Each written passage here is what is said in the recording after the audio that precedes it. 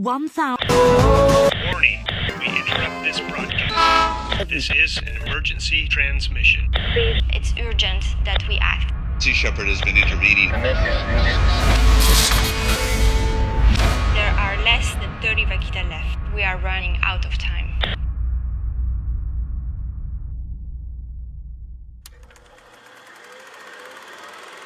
We believe that priority should be given to the survival of the species.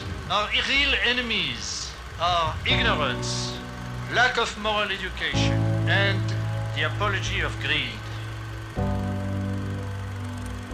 When Jacques Cousteau came here for the first time, he called it the world's aquarium. I can only imagine the species and biodiversity he got to see. It is known to be one of the hotspots of biodiversity and of marine life. Pretty much everything that lives in the sea is here in higher numbers than in other areas of the world. Certainly a lot of the species are having a hard time, and that's because their habitat has been degraded.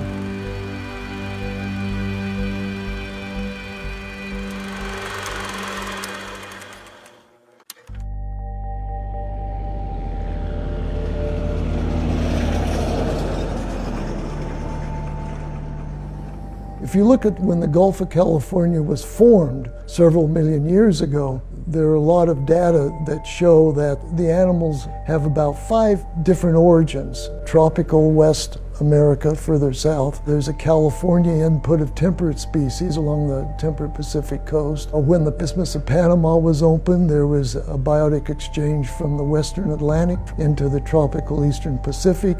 There's also an Indo-Pacific input, and some of those species moved up and were able to take hold and establish themselves.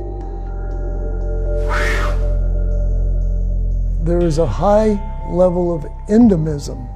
Those species that evolved in this area that only occur in this area, such as the vaquita and the totawaba, maybe 10 or 15% more than endemic species in other ecosystems.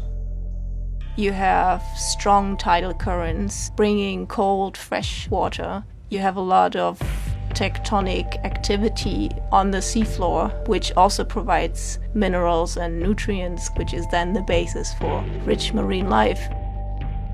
I think Jacques Cousteau would be very disappointed if he saw the condition of the Gulf of California today. Fishing is the main cause of the destruction of the ecosystem. Long lines, and especially gill nets, all indiscriminately kill species.